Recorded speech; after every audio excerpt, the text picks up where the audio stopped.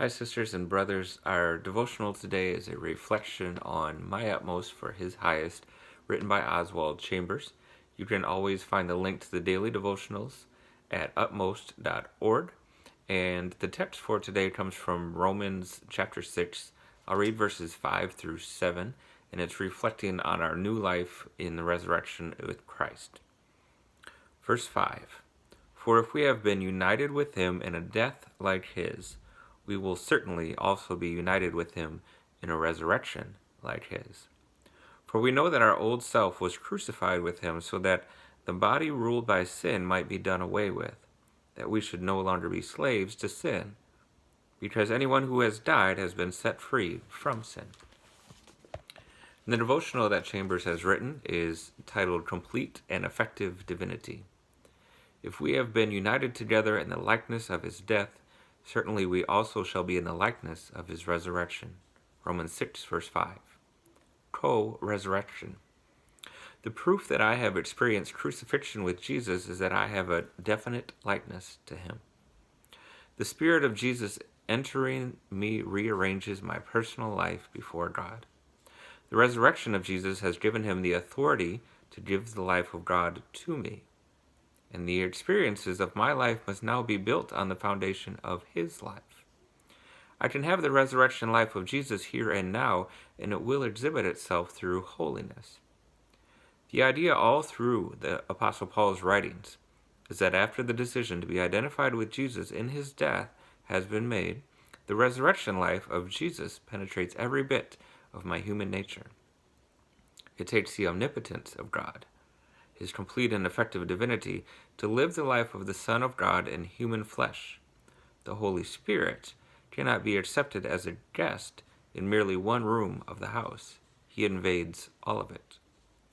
And once I decide that my old self, that is my heredity of sin, should be identified with the death of Jesus, the Holy Spirit invades me. He takes charge of everything.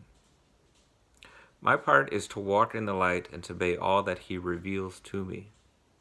Once I have made that important decision about sin, it is easy to reckon that I am actually dead indeed to sin because I find the life of Jesus in me all the time. Romans 6, verse 11.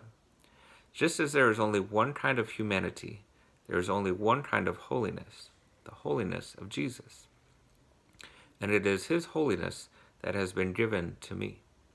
God puts the holiness of his Son into me, and I belong to a new spiritual order. So as we spend this day, this silent Saturday as it's called, the day in between Good Friday and Resurrection Sunday, and we reflect on what it means that Jesus died for us and that he again is resurrected to live again. And as Chambers reminds us, this is our opportunity to have new life in God because of the resurrection of Jesus Christ. So when Jesus was raised again, when he rose from the grave, when he conquered death, and when he conquered sin for us, he now has the authority to give us new life. We have this new access because of God's reconciling act. So God takes his only Son and allows his Son to become sin for us so that we can then gain access to God, because our own works, our own self wouldn't do it. We are broken. However, now because of the new life of Jesus Christ and the power of the Holy Spirit, now we have a new foundation. We have a new place to look back on our experiences and say, now I understand what God was doing.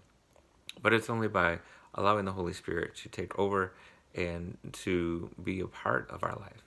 So as we enter into Resurrection Sunday, and as we look forward to it, we have this brief pause, this silence, which is a lot like what our lives are. Our lives are like that in many ways, where we see what God has done, and yet we're still looking forward to what God is going to do. And Chambers again hits on our obedience. It's necessary for us to be obedient to what God has revealed to us. So as you continue to spend time in the Word and spend time in prayer, and you're having new things revealed, you are now called to walk in that light and to be obedient. So as we look forward to Resurrection Sunday, let's continue to look forward to how we can walk together in the light and walk in the light, pointing others to Jesus. Thank you for listening. Be safe and stay well.